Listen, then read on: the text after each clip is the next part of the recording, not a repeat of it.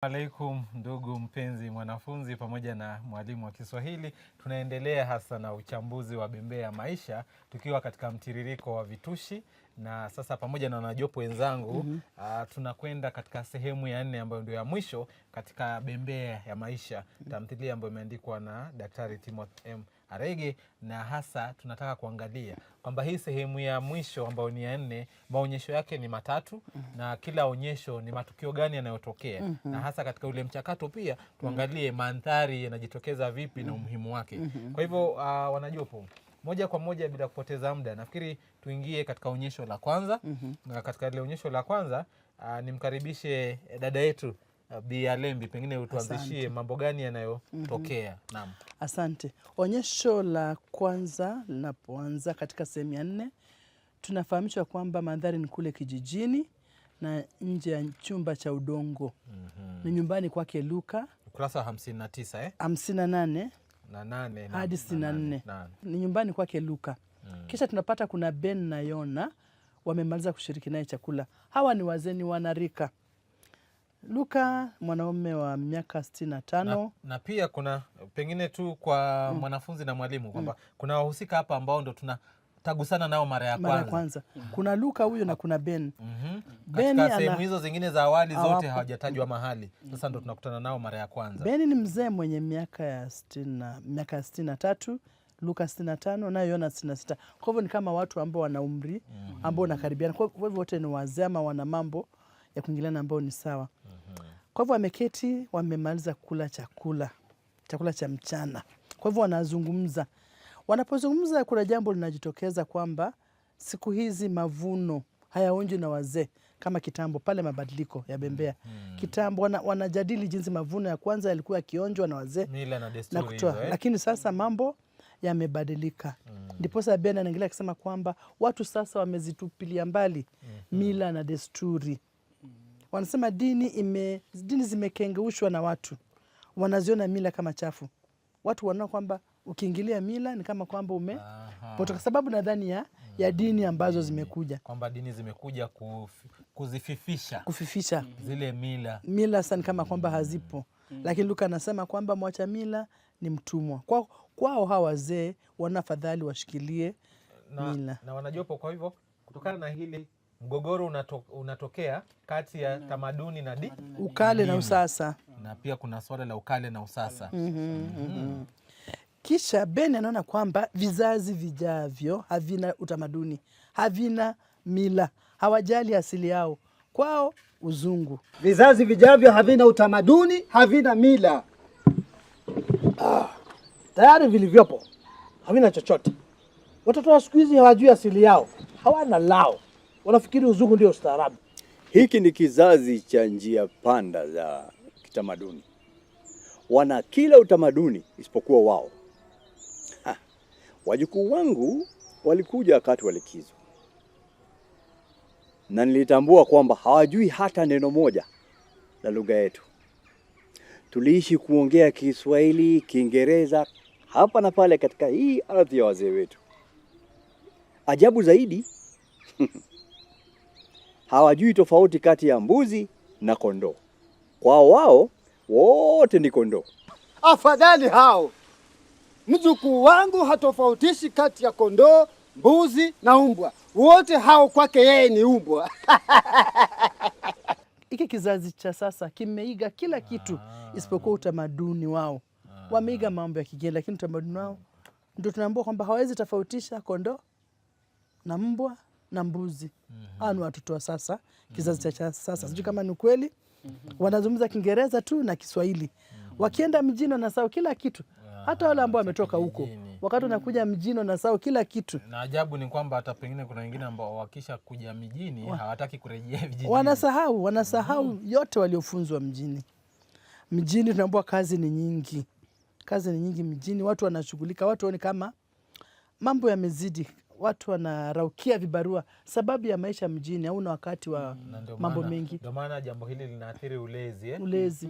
Unaraukia vibarua asubuhi, unatoka mapema, unarudi usiku. Hata Ben analalamika. Kazi ya ulezi imeachiwa mayaya. Ni yaya ndo na. Kwa hivyo maisha mjini kulingana na Ben anaenda mbio.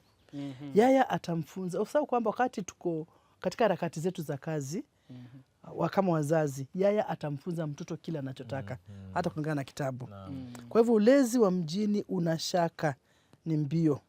Lakini Luka anaona kwamba mabadiliko ya kijamii kama kwamba yanamwathiri mtoto hasa wa kike. Kusema maneno ya Luka. Pia anasema mabadiliko ya kijamii kwa sasa yamemuinua mtoto wa kike kwa sababu jamii imepata mtazamo mpya, hasa hajafungwa. Na hasa wanaashiria, nafikiri katika mdahalo wanaashiria hawa wazee watatu wanaanza kila mmoja anapigia upato na kusifia watoto wake. Kwa hivyo umeinua. Maanake mtu wa kike sasa anaweza rithi mali, anaweza enda shule. Nafikiria kwamba kuna ucheshi fulani pale ambapo mzee Beni anadai kwamba mwanawe yeye ni injinia. Mwanangu mkubwa si ni injinia? Injinia wa nini? Je, afanye kazi kule kiwandani wanakochitia kuku? Kwani uinjinia ni nini? Si kuendesha mitambo. Mwanangu anaendesha mitambo humo kiwandani. Bila yeye halifanyiki jambo. Ni injinia wa kutegemewa. Basi ni uinjinia huo. Usimdanganye mwenzio. Huyo ni fundi wa mitambo tu, si injinia. Injinia sio fundi wa mitambo. Mna nini nyinyi? Na Luka ambaye anamkumbusha hivyo, anafurahia sana kwamba siku hizi Neema anakuja hata anaendesha gari. Kwamba Neema anamfurahia sana Neema. Licha kwamba si mtoto wake, tunaona kwamba yeye ameathirika na mabadiliko moja kwa moja. Tofauti na Beni ambaye bado mguu wake bado ni kigugumizi kidogo. Yeye anaona mabadiliko haya ni mazuri. Juzi Neema amekuja akiendesha gari. Nafikiri mwanafunzi pamoja na mwalimu kile ambacho wasahili kutambua ni kwamba mchezo ulipoanza jamii na tamaduni zilikuwa zimeshikilia yani kabisa kuhusu mila hasa dhidi ya mtoto msichana. Lakini mchezo unapoelekea mwisho ni muhimu kabisa mwanafunzi na mwalimu utambue kwamba sasa ule mtazamo unaendelea kubadilika. Na mwandishi nafikiri amechora kwamba mwishowe jamii inakuja sasa inakubali kuacha zile mila na tamaduni ambazo zimepitwa na wakati. Mojawapo ikiwa nafasi ya mwanamke katika jamii. Hata Luka anasema tamaduni na desturi zetu zinazidi kuyakubali mabadiliko. Maanake zamani mtoto wa kike alikuwa anategemea mfuko wa mumewe, lakini sasa mambo tofauti. Hata Yona mwenyewe anasema nakumbuka siku za ujana wake akienda shule asubuhi na kiboko, lakini mambo sasa yamebadilika kabisa. Kwamba siku hizi uweze ukamrudi mtoto kwa bakora tena. Uwezi. Na kutokana na hilo pia huyu Yona sasa ndiye anatusimulia kwa kinywa chake kwa mara ya kwanza kwamba hili mabadiliko yake yalitokea kuanzia kule chuoni. Yalianzia kule chuoni. Anasema nilikuwa miongoni mwa vijana wa kwanza kuingia katika dini. Hata tulikuwa tunahubiri. Kisha ukateleza mara moja. Haikuwa mara moja mnavyofikiria. Ilianza pale chuoni. Wenzangu walinipa mvinyo kunirai kuonja ulevi. Mwanzo nilikataa, lakini wakanizidi maarifa. Basi pole pole nikaanza kuushiriki, lakini kwa kujificha. Nilipotumwa kufanya kazi na kuanza kupitia mitihani ya familia, ulevi ukageuka uraibu mpaka pale ulipofika kunifanya mtumwa. Ukaacha kazi? Nilishindwa kuingia kazini kila siku. Nilishindwa kuishi bila kulewa. Nilikuwa mtumwa tu. Siku zile mkeo alikuvumilia kweli? Angefanya nini? Kilikuwa kipindi kingumu. Alisaidia kulea na kusomesha watoto. Mimi ni kuangalia ng'ombe na shamba. Naye ndio huyo kashika njia kupeleka maziwa na bidhaa tulizozalisha sokoni. Bila yeye chombo kingezama. Ni kwamba tu siwezi kumwambia, maana atajishaua. Ndio maana ameganda huko muda wote huu. Si neno. Yeye yuko kwa watoto wake. Mimi niko kwangu. Asipokuwa huko, wewe unataka awe wapi? Hiyo ndio raha ya kusomesha. Hivyo kaonyesho hili anatuonyesha kwamba mabadiliko yake yalianzia kule. Yalianzia kule. Unavyosema Mwalimu Kegode, ni kwamba na pia kutokana na hilo zile changamoto za kifamilia zikawa zimesababishwa na ule ulevi. Na pia Beni anamkosoa Neema kwa kumweka Sara mjini. Kulingana na Beni, Neema, Sara hastahili kwenda mjini na kumwacha mmewe kijijini. Na nahisi kwamba, nafikiri Beni yeye, tunapoendelea bado mtazamo wa utamaduni bado umo ndani yake. Lakini huenda pengine mwishowe atafanya kubadilika, lakini kufikia sasa anahisi mpaka anamwambia ingekuwa ni mtoto mvulana uliye naye hawezi kukuacha hivi kwamba wewe unateseka tu hapa kijijini.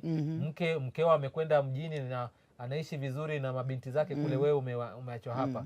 Kwa hivyo anahisi kwamba Yona stahili kuwa pale kijijini akiwa ameachiwa kazi zote na mkeo amekwenda mjini. Anasahau kwamba mke wa Yona amekwenda kutafuta matibabu. Na hata hilo Yona anamkumbusha kwamba anamtetea Neema, anamwambia kwamba mke wangu Sara ameenda mjini, hajaenda starehe, ameenda matibabu. Ni tofauti na anavyo hapo awali, na hivyo basi inaonyesha pia hata yeye ameanza kubadilika kumtetea hata Luka anasema kumbe watoto ambao tulidharau sasa ndio amekuwa nyota. Kwa hivyo sasa kijiji kina mwanga, sababu watoto ambao tulidharau wa kike, wa jinsia ya kike wameinuka. Kwa hivyo ni kama kwamba kijiji kina mwanga na wanahisi vizuri kwamba mabinti zake Sara na Yona wamefaulu vizuri maishani na hata masomoni. Na hata wanapokuwa kule nje wanawasifia kuona kwamba wao wameleta taa katika kijiji chao au nuru au mwanga. Kwa hivyo waonea fahari sasa, tofauti na awali ilivyokuwa. Pale mwisho tunaona Luka anasema watoto wote ni wetu. Wawe wasichana wavulana ni wetu. Hata anafurahia, anasema basi situnywe. Basi ule mtazamo sasa umegeuka wa kijinsia sasa, watoto wote wanaonewa fahari vizuri sana. Kwa hivyo wanasherehekea pale na kusema mashamba yao yabarikiwe. Tunaweza sema kwamba kusherehekea pia ni hatua za mwisho za kusherehekea pia hayo mabadiliko ambao wameyakubali sasa. Anasema kwamba watoto wote ni wetu. Kwa hivyo wamekubali yale mabadiliko. Ni fahari yetu. Tule na tunywe. Na anasema wanakucheza na kufurahia mazao yetu. Na hata hao mazao inaweza kawa jazanda ya watoto wetu. Asante sana Mwalimu Kegode. Nafikiri sasa wanajopo tuko sawa kabisa. Tuendelee kupiga hatua sasa, tuangazie mandhari. Vipi mandhari yamejitokeza, na vile vile hasa tuangazie ni vipi mandhari haya yamechangia kukuza nini. Moja kwa moja pengine Bialemi. Kuna mandhari hapa ya kujumuika pamoja. Mandhari yanakuza ile hali ya kujumuika pamoja. Tupata ni wazee wamekuja pamoja, Yona, Luka na Ben wanakuja pamoja kushirikiana na kujadili mambo mengi. Swala la ushirikiano. Kule ushirikiano pia ule mtiririko bado wa vitushi, mtiririko wa hadithi. Kwa hivyo na pia katika mazungumzo wao, katika mandhari utamaduni unajitokeza. Kweli kabisa. Kwamba kulingana hapo mbeleni mwanamke alikuwa hivi na hivi na hivi. Pia kuhusu watoto. Vipi mila zimebadilika tamaduni baada ya ile dini kutokea. Mabadiliko mengi, watoto wajui lugha ya asili, hawajui kutofautisha, wana kienzi zaidi Kiingereza na Kiswahili kuliko lugha zao. Maudhui ya umaskini pia kupitia nyumba ndogo, nyumba ya udongo wamesema. Nyumba ya udongo. Kwa hivyo kuna maudhui ya umaskini hapo yamekuzwa. Pia malezi mabaya watoto. Hivi kwamba wajukuu hawafahamu mila na tamaduni. Watoto. Kwa hivyo wazazi wa kisasa wanalaumiwa. Yaya wameachiwa shughuli tu ya kulea watoto. Kuna mbinu rejeshi. Pale ni mbinu za kimtindo ambazo zinajengwa na mandhari. Mbinu rejeshi ipo. Kwa hivyo mbinu hiyo rejeshi imeturudisha kwa nyakati hizo za kitambo. Na pia Yona anaporejelea enzi zile alipokuwa mwalimu na hasa alipoanza ulevi pia nini kilichochangia. Tunaona kupitia kwa mbinu rejeshi. Alafu tunaambiwa pia kwamba na hawa wazee hapo awali walikuwa na keti na kubariki mazao. Siku hizi ile hali haipo, imebadilika. Sasa ni kama wanaifufua tena hatukujua hilo. Alafu pia wajua katika mandhari hii imetambua wahusika wapya wawili, Beni na Luka Kabisa. Kwa hivyo utaona ni jukumu la mandhari haya, kupitia kwa mandhari haya tunatambulishiwa wahusika na wengine sifa zao. Kwa na mfano sifa zao. kama Luka, yeye ni tunaweza tukasema kwamba yeye ni mshirika, yaani mtu ambaye anapenda kuja pamoja na wenzake na kushiriki katika hafla na shughuli mbalimbali. Kweli kabisa. Alafu pia Yona bado kwa mfano Yona yeye ni mwenye majitapo na hapa anajitapia kuhusu nini? Watoto wake na walivyofaulu. Pengine ule ushirika wa samani mwalimu, ushirika wa Luka ni nyumbani kwake Luka. Kwa hivyo ndo amealika wazee amewalika, wenzake. ama hata kama kualika, hata kama walikuja pale amewapa chakula. Kwa hivyo kuna ule ushirika mkarimu pia. Ni karimu kwa kuwapa ile pia chakula. Na Beni, je, Beni sifa zake zimejitokeza vipi katika mandhari haya? Beni mwenye majitabu. Mwanawe injinia.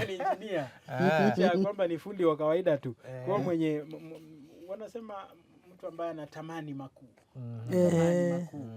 Ambayo hayajafika. Yeye anatamani. Anasema bila mwanae alifanyiki jambo. Na pia kuna ile swala la ujuha ujuha ati ni injinia wa kutegemewa. Upumbavu fulani kwamba, lakini huenda ikawa pengine swala la ucheshi lipo la upumbavu ule umeleta ucheshi. Kwa hiyo mwandishi ametupa ucheshi na hata kutaka kuona kwamba chako ni chako tu, hata kama kibovu bwana, wewe kisifie tu. Alafu pia tunaona sifa ya huyu bwana Luka. Huyu Luka anakaa mtu mkweli tu, anakuambia ukweli. Huyo si engineer, anamwambia moja kwa moja kabisa. Alafu amepokea mabadiliko. Amepokea mabadiliko. Vizuri sana. Naam, nafikiri mwanafunzi na mwalimu unaendelea kupata uhondo. Kwa hivyo huo ndio mtiririko wa onyesho la kwanza sehemu ya 4.